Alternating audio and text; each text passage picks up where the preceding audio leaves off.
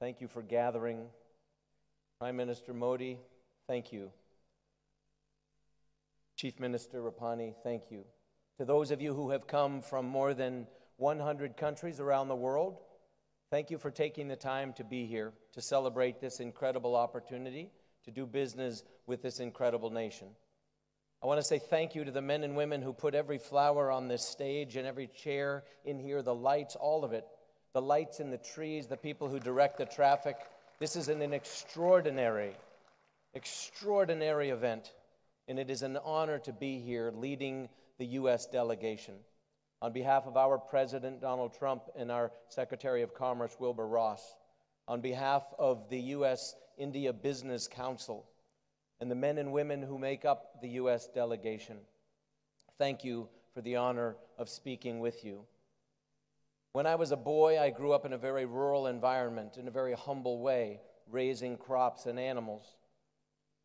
I grew up raising chickens and goats, and when I was a boy, selling vegetable seeds and flower seeds. Why do I tell you this? It was a simple rural environment, not at all unlike many of you in this room, many in this country who have experienced similar things. But in the United States, we are blessed with something that we call the American dream. The American dream is possible because I was fortunate to be born in a republic where freedom and the rule of law and a democratically elected government is possible. The very same blessing has been given to 1.3 billion people in the Republic of India, who also have been born in freedom with a democratically elected government and the vision to elect people like Prime Minister Modi, who comes himself from very humble beginnings. This is the greatness of India. It's the greatness of America. It's why it is so important that we work together. There is a lot of conversation now about global trade policy. You hear about it. Those of you in the media cover this over and over again. It is very topical in the United States as well. Lots of conversation. What is happening at the national level? I want to encourage you all to understand that at the subnational level, good things are happening. India is rising quickly. The estimation of the American people, our esteem for the people of India is very high. We are grateful for the input, for the business and the science and the innovation that the people of India have brought to our nation.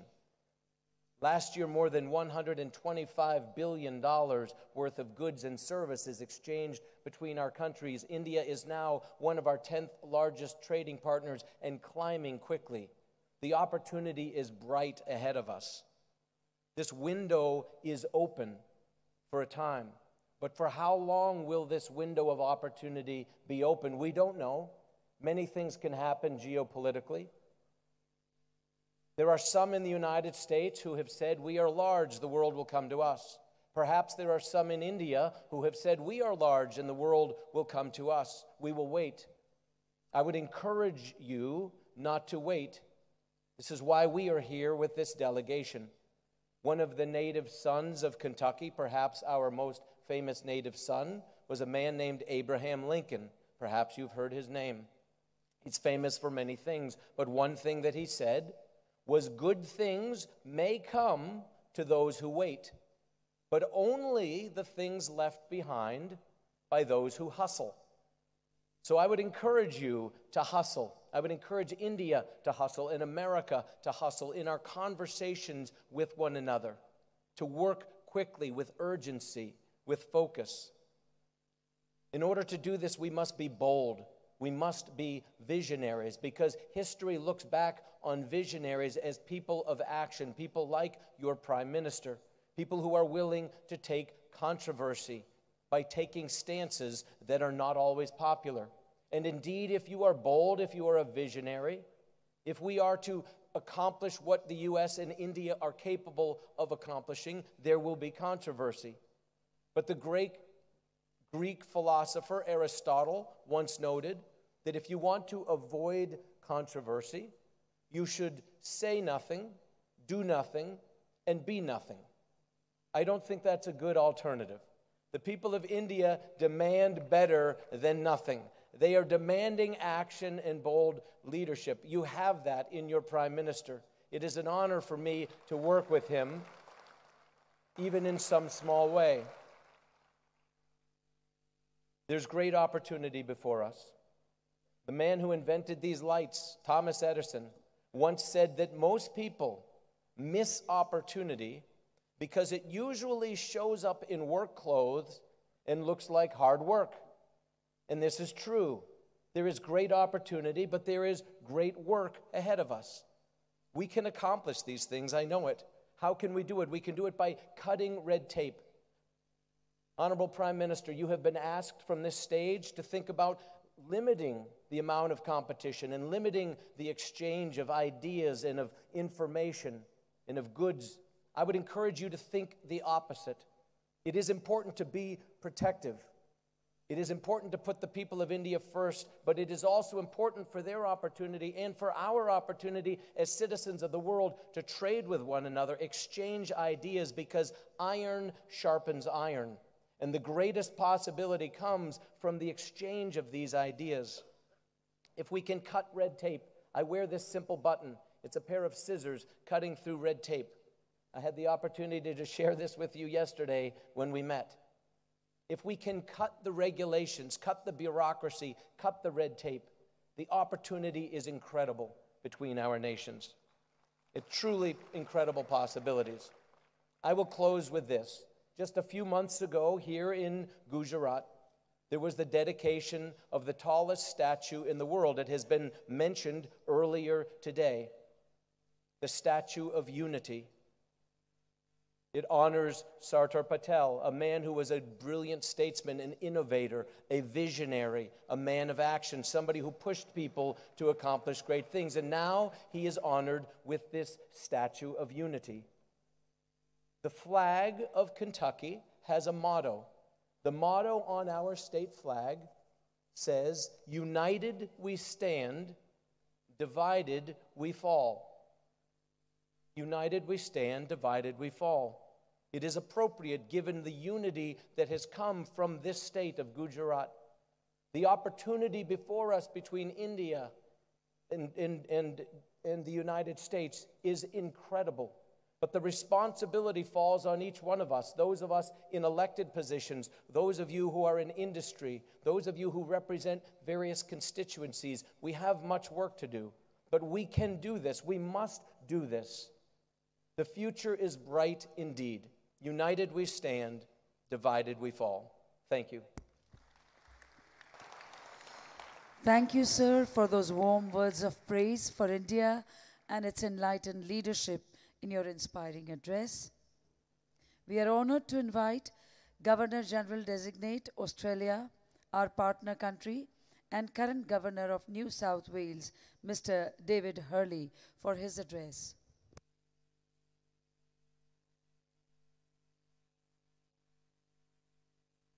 Honourable Prime Minister, Honourable Governor of Gujarat, Chief Minister of Gujarat.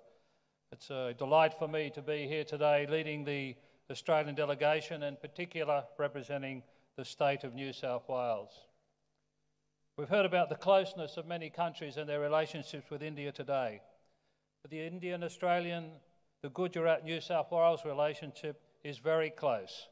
So close that our gods frequently visit each other's country.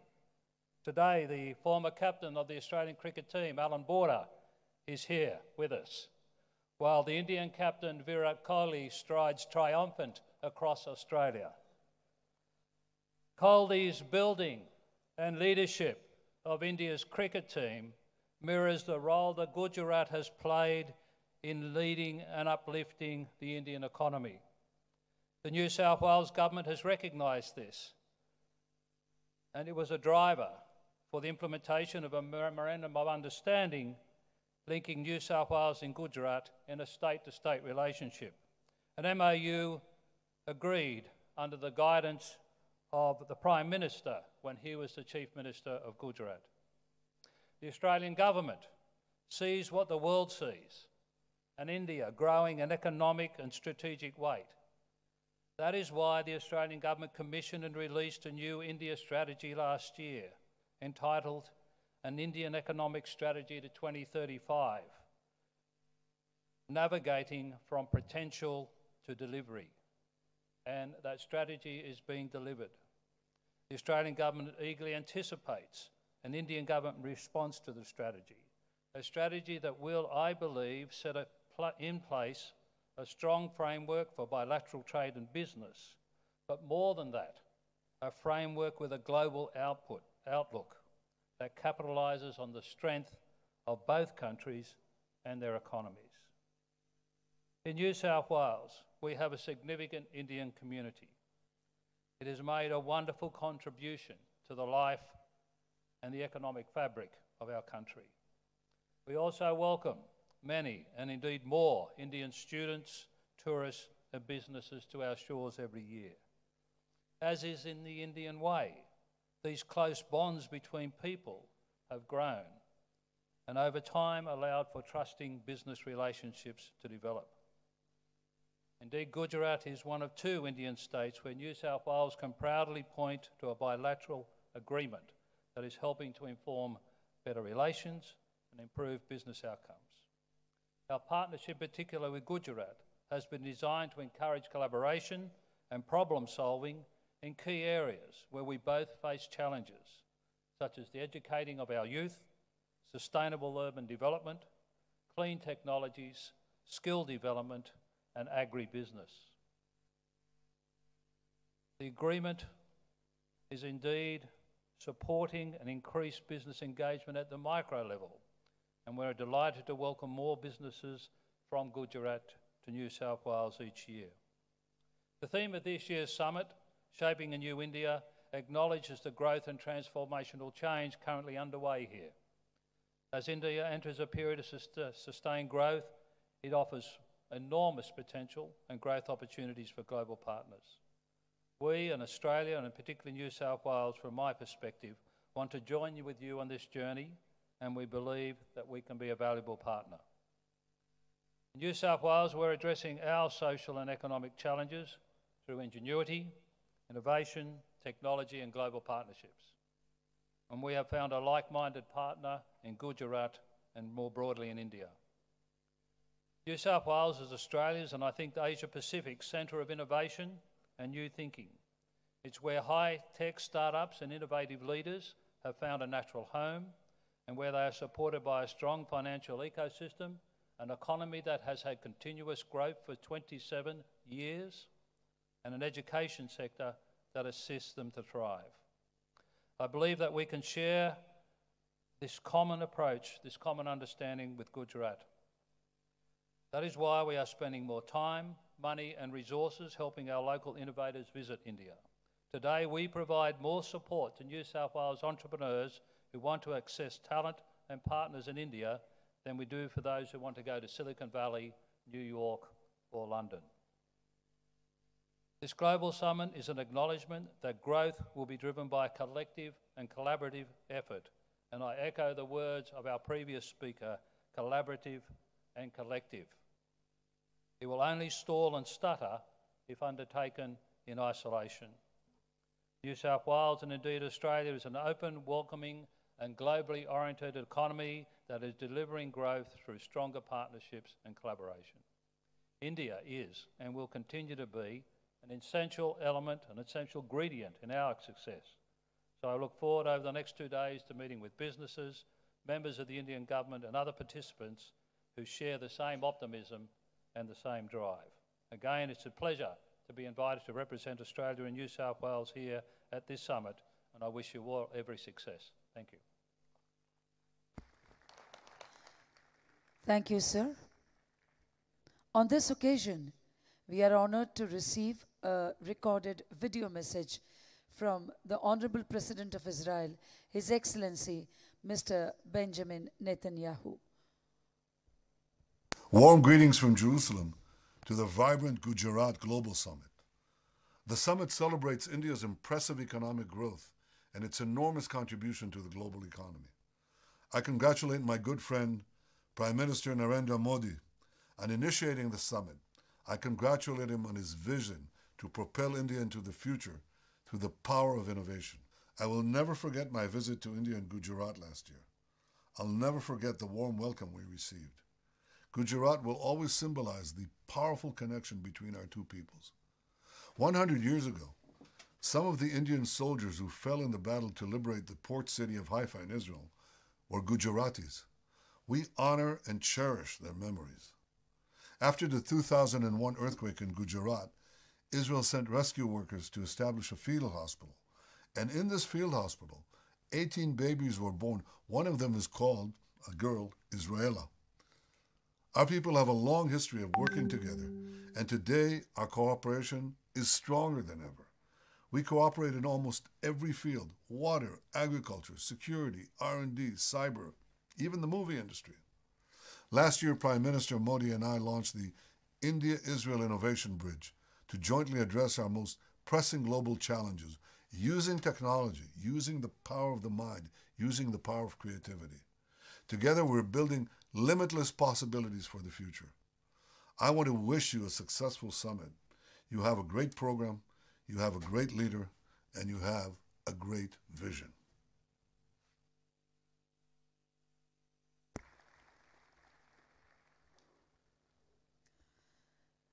We are honored to invite Honorable Prime Minister of Czech Republic, His Excellency Mr. Andrej Babiš, for his address.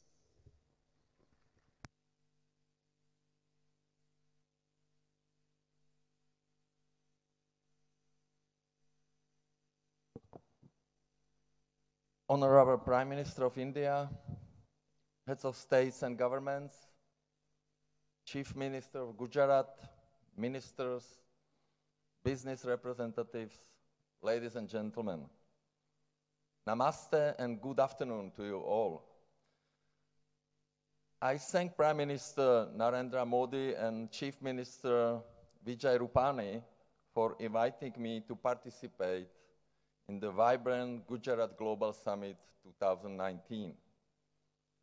It is indeed a great honor and privilege for me to be here and have the opportunity to address such a great number of policy leaders, captains of global industry, and businessmen attending the inaugural session of this landmark event. The Prime Minister, ladies and gentlemen, I have come to India with the objective to boosting bilateral relations between the Czech Republic and India and contributing personally to the cause of elevating them to the strategic partnership level. Our relationship deserves such an elevation.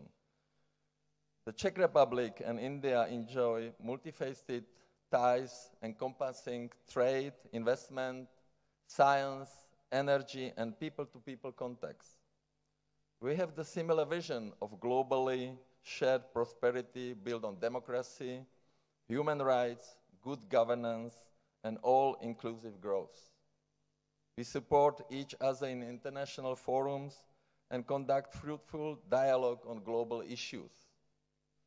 The two countries are strong supporters of multilateralism and oppose protectionism in all forms. The Czech Republic is following with interest India's tremendous transformation and modernization efforts. I must acknowledge and show respect for all what India has done over the last couple of years to open its economy, ease of doing business, and make sustainable development and growth a reality for all. The figures speak for themselves. However, I would like also to recognize the initiative that your government, Mr. Prime Minister Modi, has been pursuing to increase the new manufacturing capacities and create the environment tempting India companies to innovate, go internationally, and be ready to face competition on the global market. The Czech Republic is a highly industrialized country with one of the highest industry to GDP ratio worldwide, and as an export-oriented economy with one of the highest export to the GDP ratios, can perfectly understand the importance behind this initiative. And not only that, we believe that we are ideally positioned to be a good partner for India on its industrial journey and more export-oriented growth in the future. We are therefore committed to working with Indian counterparts to benefit fully from two countries' strengths and complementarities of our economies. The presence of a large group of Czech entrepreneurs and business people accompanying me on the visit to India gives a convincing indication of our intentions and the interest we have to increase our economic presence here, with the particular focus on vibrant Gujarat. They represent the best of Czech entrepreneurial talent, creativity, and innovation skills. The Czech Republic has a long-standing manufacturing presence in India, or I should rather say, Make in India presence. Some of Czech brands engaged in automotive, energy, engineering, and defense have been working here for decades. Czech companies are taking important strides to increase their provide services in India, presence as well, in sectors such as financial services, tourism, and engineering services. There is a saying according to which people should make hay while the sun shines. In India, the sun, the economic sun, shines brightly, and entrepreneurs from all over the world, including from Czech Republic, are coming here to let the sun shine down on their businesses. Tomorrow I will be in Pune to witness yet two new businesses, examples of the Czech being in the right place, in the right time, as the two Czech Republic-based companies, Škoda Auto and Technicode, will be officially opening new high-tech facilities there, one in the automotive sector, the other on the area in engineer functional coatings. Before concluding, let me say that in the Czech Republic, we may not have as much sun as in India, but I can assure you, all present here, that is one of the brightest economic spots in Europe. Good news is that more and more Indian companies realize that and are keen to benefit from tremendous trade and investments opportunities offered by one of the fastest growing economies and the most stable economy in Europe, what is Czech Republic. Mr. Prime Minister, ladies and gentlemen, to conclude, I wish you nice, vibrant Gujarat Global Summit a complete success. Namaste and thank you to all. Thank you very much, sir. We are honored to invite Honorable Prime Minister of Denmark, His Excellency, Mr. Lars Løkke Rasmussen, for his address.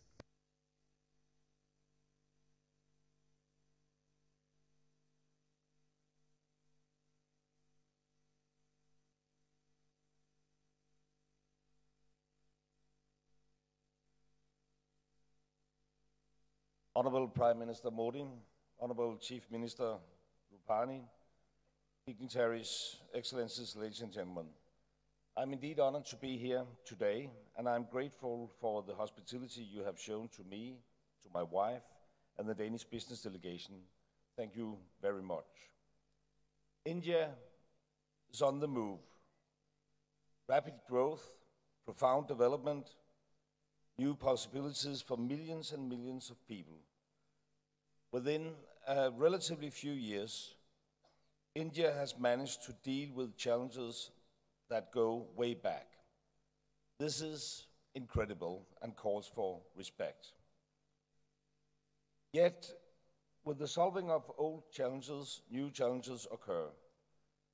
Climate change is one of them, a challenge of such a magnitude that it threatens the future of millions of people and life on Earth. We cannot do anything to prevent it. It is in fact out of our hands unless we work together, act together, come together to combat the challenges that our children are in risk of facing. If we do that, if we choose to work together, we can move mountains, and vibrant Gujarat is an example of just that. Denmark has been a part of vibrant Gujarat for many years. And this year, 2019, marks the second time we are participating as a partner country. There's a very good reason for this. Gujarat and Denmark have much to offer each other. You have shown what partnership, ambitions, and skills can do. Denmark is keen to embark on your journey. Denmark is in the middle of a green transition. Over the last number of decades, we have managed to double our economy, while at the same time having reduced our emissions of greenhouse gases. And along the way, we have turned green solutions into good business. Danish companies are world-leading when it comes to wind energy, clean water solutions, energy efficiency, and sustainable agriculture. Some of them are with us today. I am pleased that Gujarat has welcomed a number of leading companies from Denmark, such as AP Møller Mærsk, Vestas, AVK, Grundfos, and LM Wind Power, just to name a few. These companies have successfully established production here, not least because the benefit from the many skills available here, for instance, engineers and IT specialists. In this way, Denmark and India work together for the benefit of our people and for the benefit of the world. I hope we will continue to do so in the years to come, following a mutual path in search for a better future. So once again, thank you so much for your hospitality. I wish us all a good and vibrant conference. Thank you very much. Thank you, sir. We are honored to invite Honorable Prime Minister of Malta, His Excellency Dr. Joseph Muscat.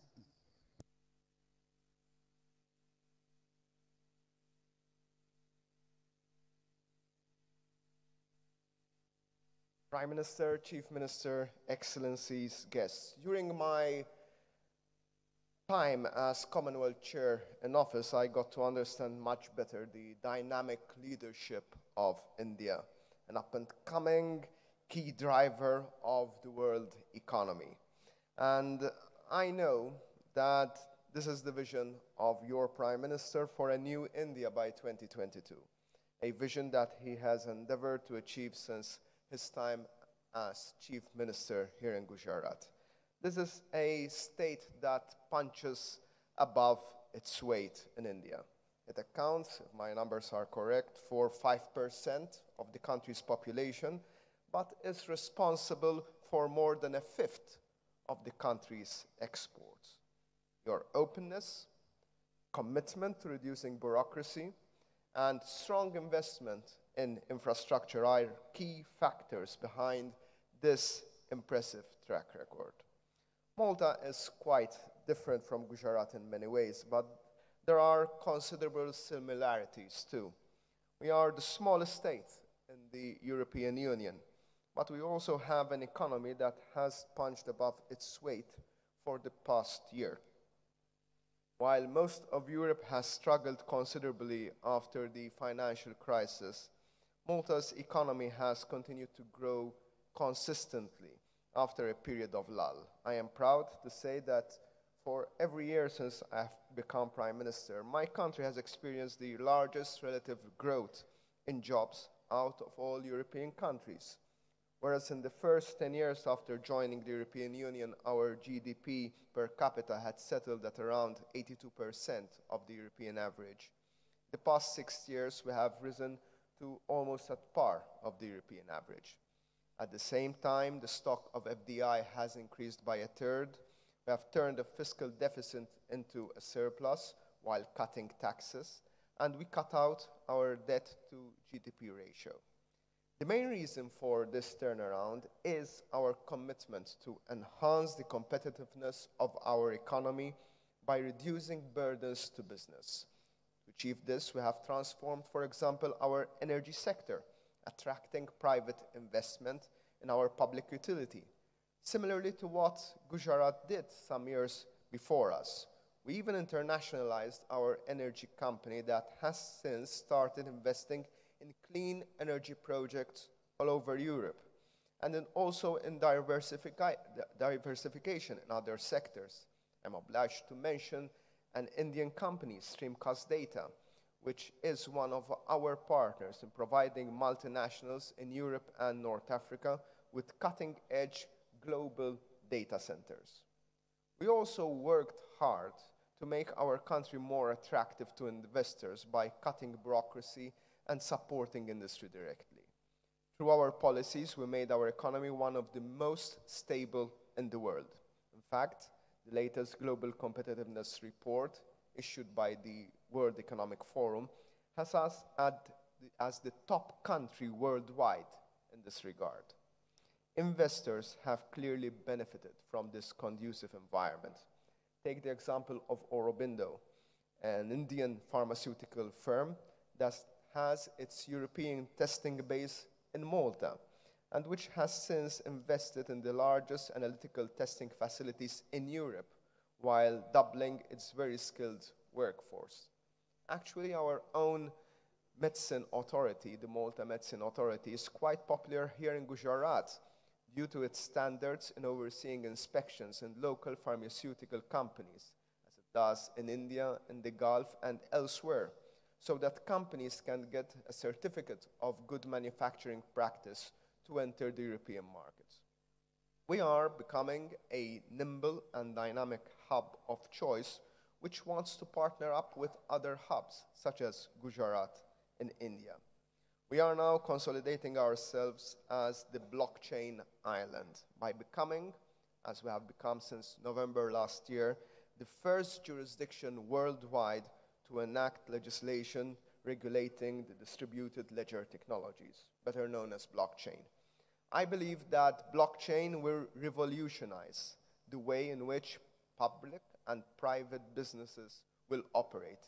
And rather than resist it, policymakers should harness its potential. But blockchain is just one of a series of disruptive technologies. We are making sure that our country is future-proof by opening up even more to newer technologies. What about the future of work? What about artificial intelligence? This is where we want to cooperate more with India and with its startups and with its established corporations.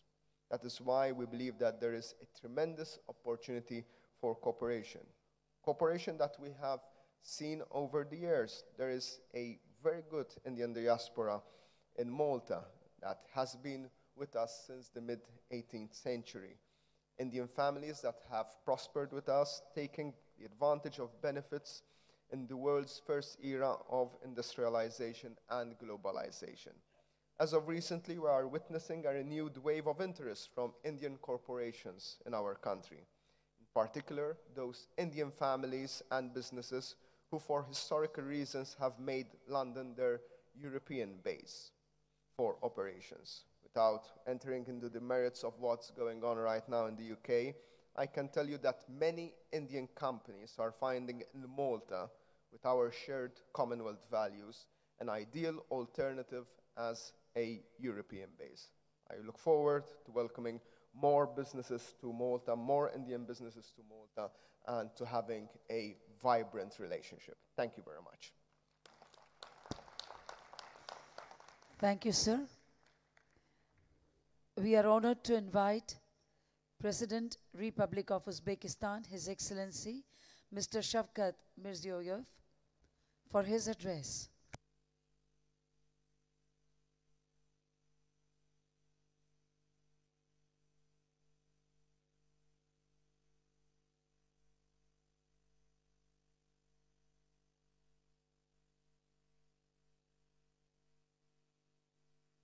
Bosh vazir janob oliylari, muhtaram Narendra Modi, Gujarat shtabi gubernatori, hurmatli Prakash Koli janob oliylari, Gujarat katta vaziri, hurmatli Rupani janoblari, hurmatli delegatsiya rahbarlari, xonimlar va janoblar.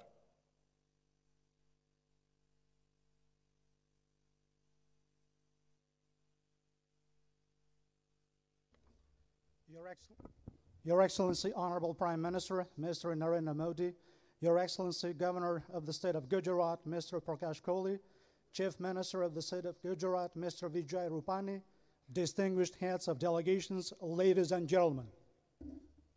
Avvalo Jo'shqin Gujarat sammitiga taklifingiz hamda delegatsiyamizga ko'rsatilayotgan katta e'tibor va mehmondo'stlik uchun bosh vazir janob oliylari va Gujarat hukumatiga samimiy minnatdorchilik bildiraman. Above all, I express my sincere gratitude to His Excellency Honorable Prime Minister and Government of Gujarat for the invitation to the vibrant Gujarat Summit and profound consideration and hospitality shown to our delegation.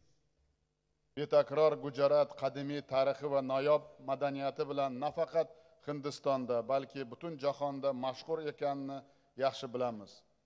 U asrlar davomida savdo va tadbirkorlikda yetakchi hudud bo'lib kelgan. Bugun esa zamonaviy Hindistonning biznes ruhini namoyon etadi.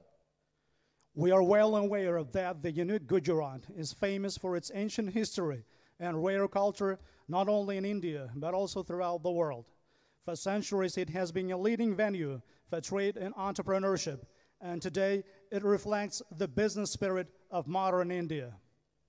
Bu yurtda Muhammad Gandhi, Sardor Patel kabi Hindiston davlatining asoschilari bo'lmish buyuk zotlar tavallud topgan.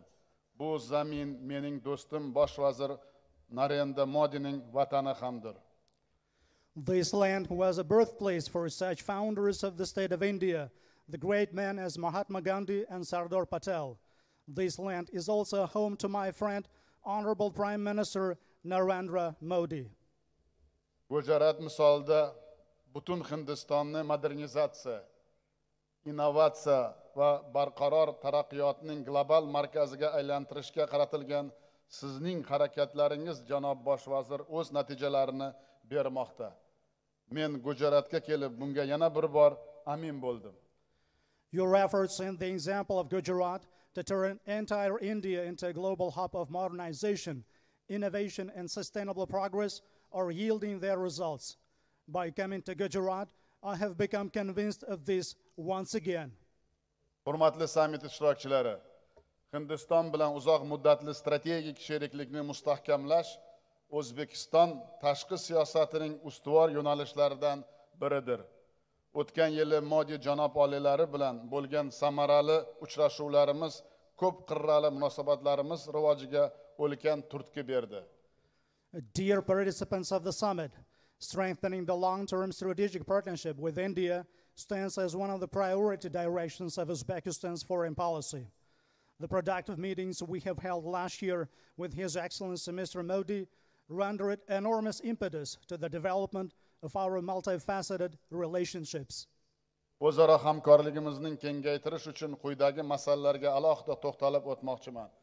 Birinchidan, eramizdan avvalgi 3-2 asrlarda Hind zaminini Markaziy Osiyo bilan buyuk Hindiston yo'li bog'laganini yaxshi hammamiz bilamiz.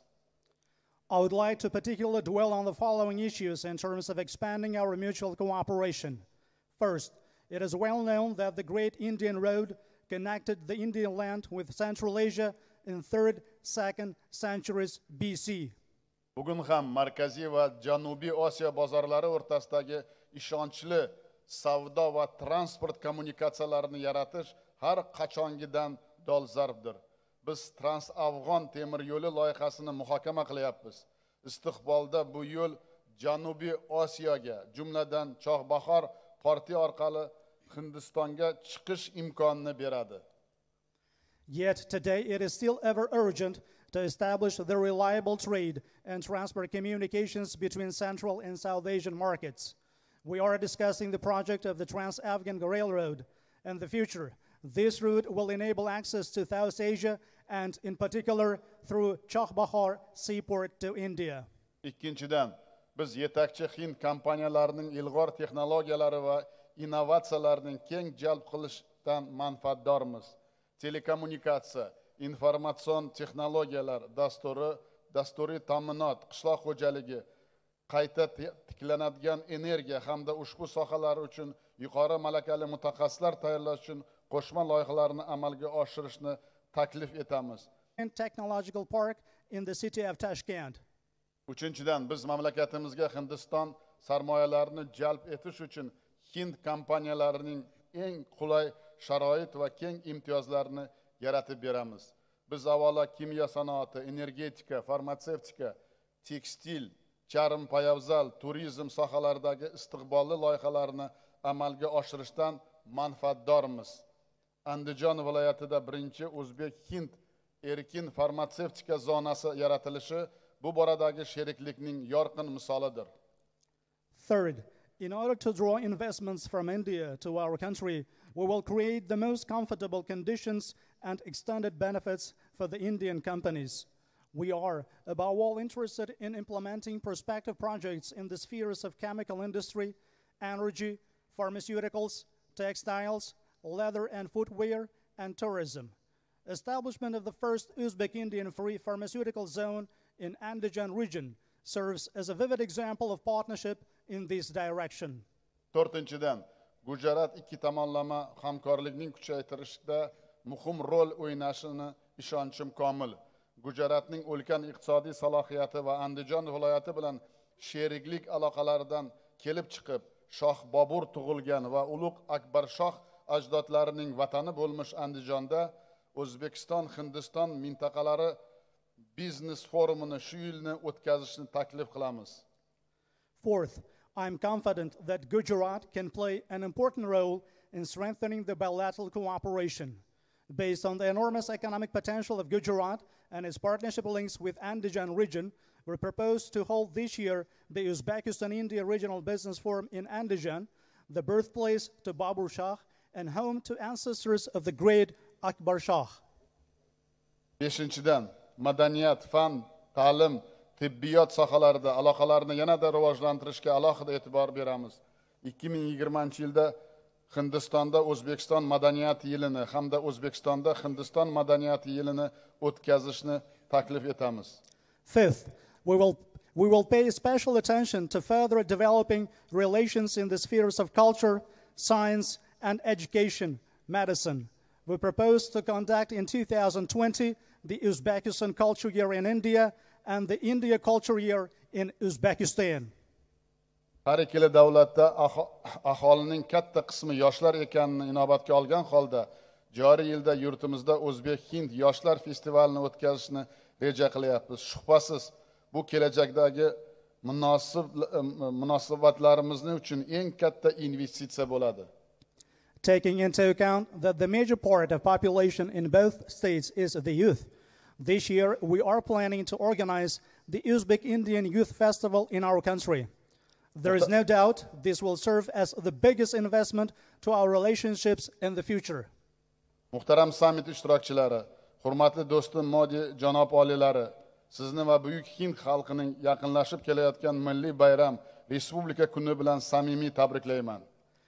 Dear participants of the summit, my dear friend, Your Excellency Mr. Modi, I sincerely congratulate you and the great Indian nation on the occasion of forthcoming national holiday, the Republic Day.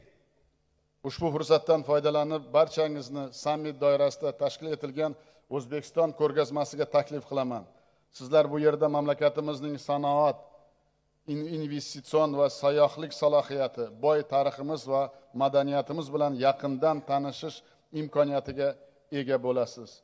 So'zimning yakunida sammitning barcha ishtirokchilariga katta muvaffaqiyatlar tilayman. E'tiboringiz uchun rahmat. Availing myself of this opportunity, I invite all of you to visit the Uzbekistan exhibition organized as a part of the summit. There you will have an opportunity to closely learn about industrial, investment, and tourist potential of our country, as well as our rich history and culture. In conclusion, I wish a great success to all participants of the summit. Thank you for your attention. Thank you very much, Excellencies. Honorable Prime Minister of India, Shri Narendra Modi, is a visionary leader working in mission mode to realize his supreme dream of regenerating and transforming India. His governance model, a development plus model for shaping a new India, is based on bold initiatives such as Make in India, Startup India, Skill India, Clean India, Digital India. His vision and proactive governance has transformed this business summit from a small beginning in 2003 to this mega event today in 2019, being held in the serene ambience of Mahatma Mandir. Excellencies, ladies and gentlemen, we are honored to invite Honorable Prime Minister of India, Shri Narendra Modi ji, for his inaugural address.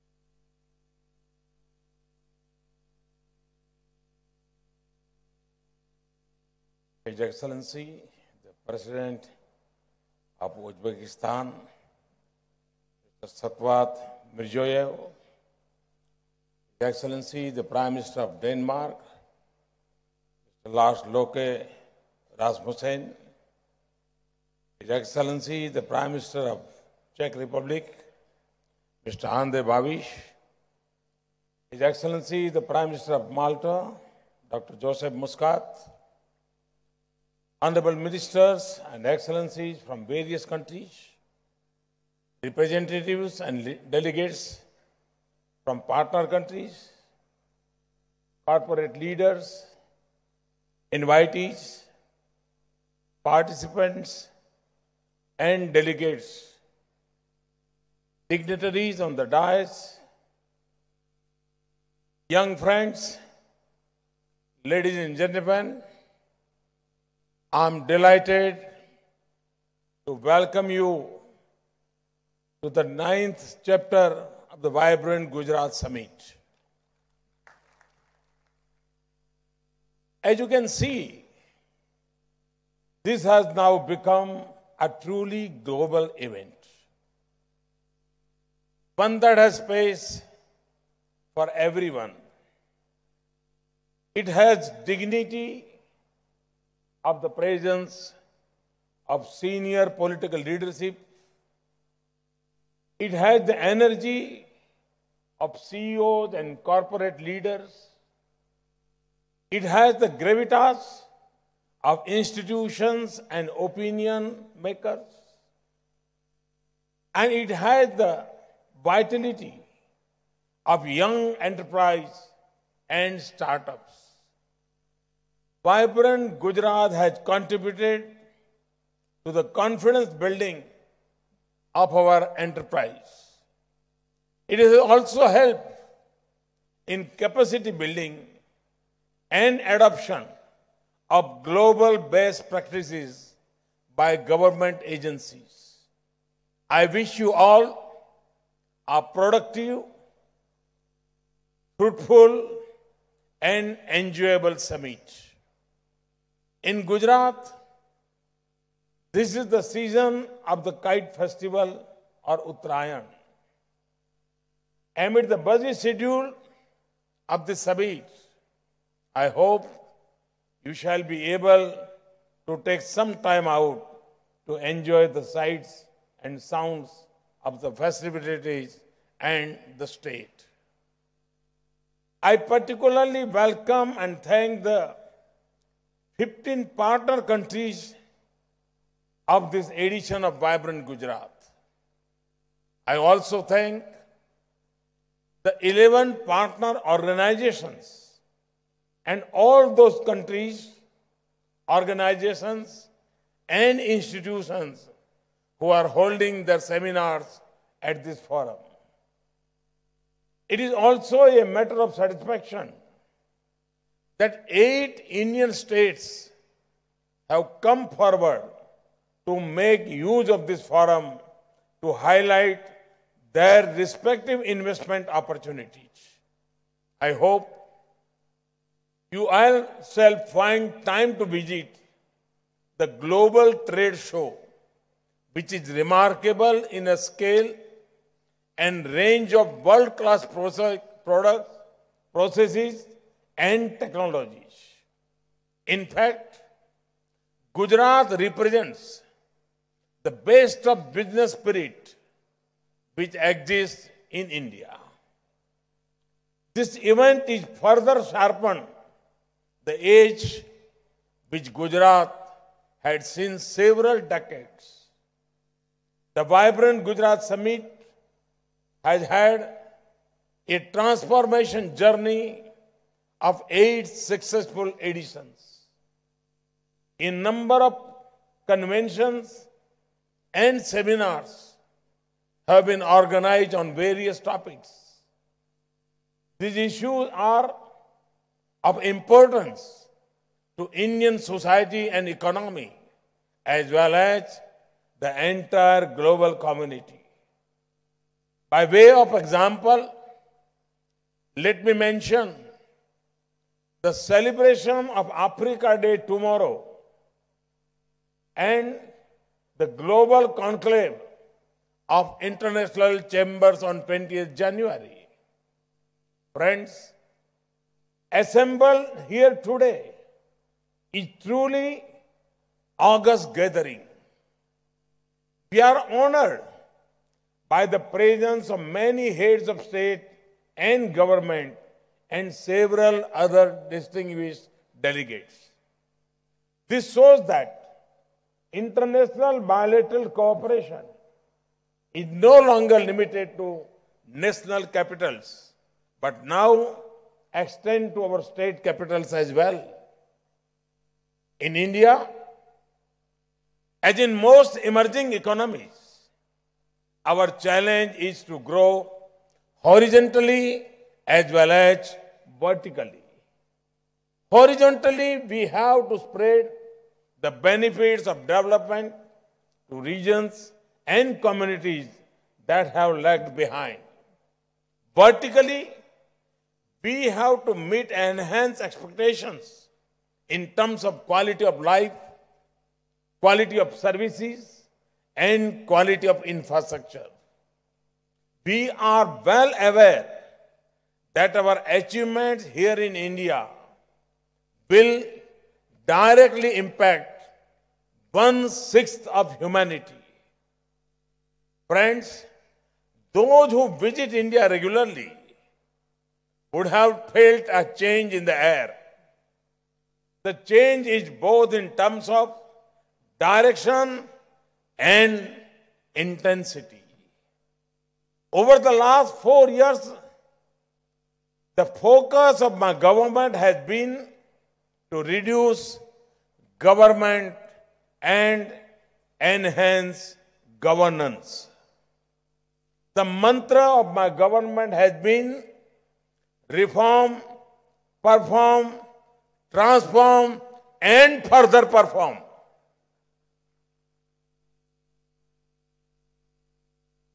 We have taken a number of drastic steps. We have also undertaken deeper structural reforms which have added strength to our economy and nation. As we have done so, we continue to remain one of the fastest growing major economies in the world.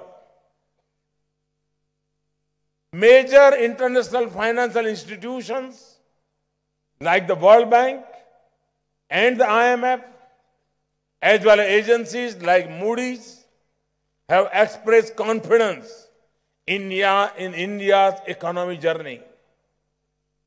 We are focused on removing the barriers which were preventing us from achieving our full potential. We will continue the pace and process of reforms and deregulation. Friends, India is now ready for business as never before. We have made doing business easier. In the last 4 years, we have jumped 65 places in the global ranking of World Bank's Doing Business report. From 142 in 2014 to 77 now, but we are still not satisfied. I have asked my team to work harder so that India is in the top 50 next year. I want our regulations and processes to compare with the best in the world. We have also made doing business cheaper. The historic implementation of goods and services tax and other measures of simplification and consolidation of taxes have reduced transaction costs and made processes efficient. We have also made doing business faster through digital processes, online transactions, and single point interfaces. In FDI, foreign direct investment, we are one of the most open countries now. Most of the sectors of our economy are now only open for FDI. More than 90% approvals have been put on automatic route. Such measures have propelled our economy into a high growth path. In the last 4 years, we have received FDI worth $263 billion. This is 45% of the FDI received in last 18 years. And friends, we have also made doing business smarter. We are insisting on IT-based transaction in procurement and purchases of government. Digital payments, including direct transfer of government benefits, is now under full implementation. We are among the largest ecosystems in the world for startups, and a number of them have come up in the field of technology. I can therefore safely say that doing business with us is a great opportunity. This is also because we are among the top 10 FDI destinations listed by UNCTAD. Ours is a globally cost-competitive manufacturing environment. We have a vast pool of skilled professionals with knowledge and energy.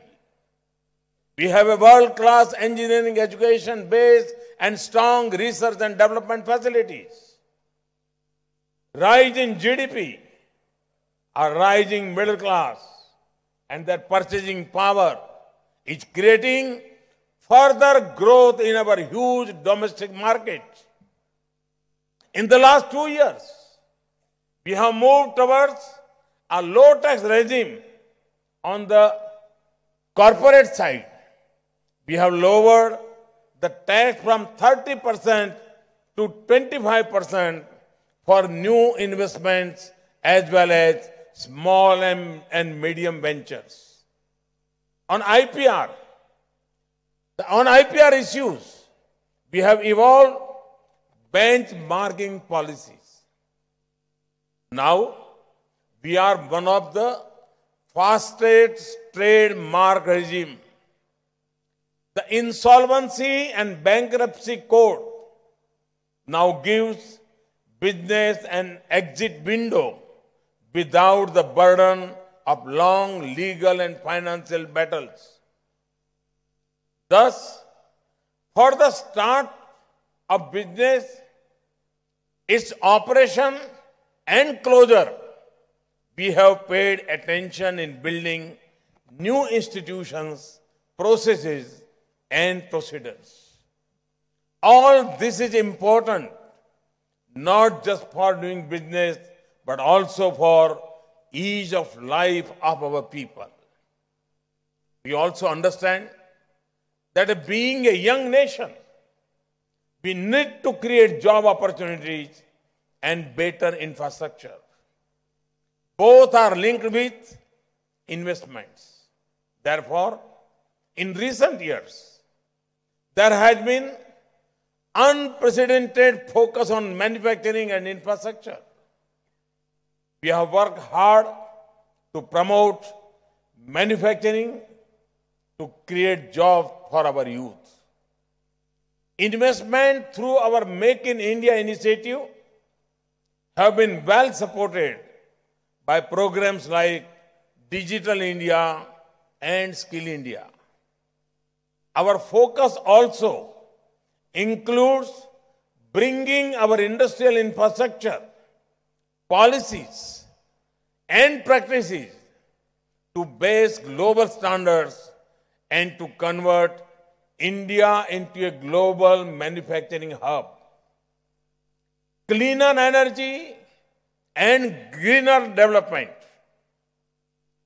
zero defect and zero effect manufacturing. These are also our commitments. We have committed to the world to work towards reducing the effect of climate change. On the energy front, we are now the fifth largest producer of renewable energy in the world.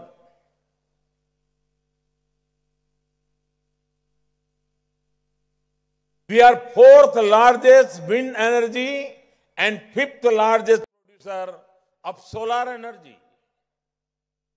We are keen to scale up investments in next generation infrastructure, including roads, ports, railways, airports, telecom, digital networks, and energy. We are also investing heavily in our social, industrial, and agri infrastructure to give better income and quality of life to our people. To give some examples, in 4 years, there has been maximum capacity addition and generation of electricity. For the first time, India has become a net exporter of electricity. We have distributed LED bulbs on a massive scale. This has resulted in a huge energy saving. We have installed transmission lines at an unprecedented pace. Our speed in road construction has almost doubled. We have done unprecedented capacity addition in major ports. Rural road connectivity is now 90%.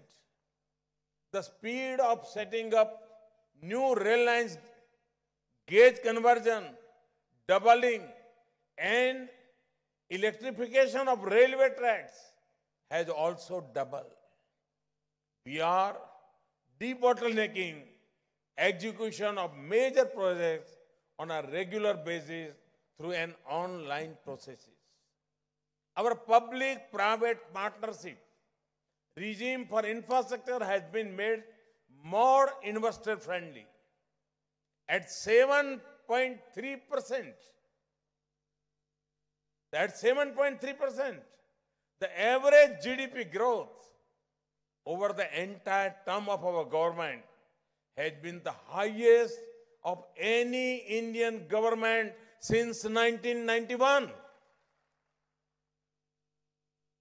At the same time, the average rate of inflation at 4.6% is the lowest for any Indian government since 1991, when India began its process of liberalization.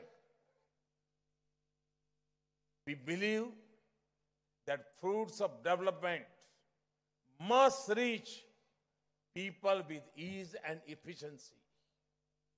To give you a few examples, now we have a bank account for every family. We are giving loans to small enterprise without collateral. We now have electricity in every village. We also have electricity in almost all homes, households now. We have given cooking gas to large numbers of people who were not able to afford it so far. We have ensured that there is proper sanitation in all areas, both in urban and rural. We are working towards full coverage of toilets for households and their proper use. Ladies and gentlemen, we were among the highest growing tourist destinations in the world in 2017. India had a growth of 14% over 2016, while the world grew at an average of 7% in the same year. We have also been the fastest growing aviation market in the world, with double-digit growth in passenger ticketing terms for over 4 years. Thus, a new India is emerging, which will be modern and competitive, and yet caring and compassionate. An example of this compassion is our medical assurance scheme called Ayushman Bharat. This will benefit about 500 million people, which is more than the population of United States, Canada, and Mexico combined. Ayushman Bharat will provide immense investment opportunities in the area of health infrastructure, medical equipment manufacturing, and healthcare services. Let me list some more examples. 50 cities in India are ready to build metro rail systems. We have to build 50 million houses. The requirement of road, rail, and waterways is enormous. We want world-class technology to achieve our goal in faster and cleaner way. Friends, India is thus a land of immense opportunities. It is the only place which offers you democracy, demography, and demand. To those who are already present in India, I would like to assure you that our domestic system, human values, and strong judicial system will ensure the safety and security of your investments. We are continuously working to improve the investment climate further and make ourselves more and more competitive. For those who are not yet present in India, I extend an invitation and encourage you to explore the opportunities. This is the best time to be here. We have set up dedicated ways to help investors on a one-to-one basis. Above all, I assure you that I'll be always available to hold your hands in your journey. Thank you. Thank you very much. Thanks a lot. Thank you, Honorable Prime Minister, sir, for that very inspiring and guiding address.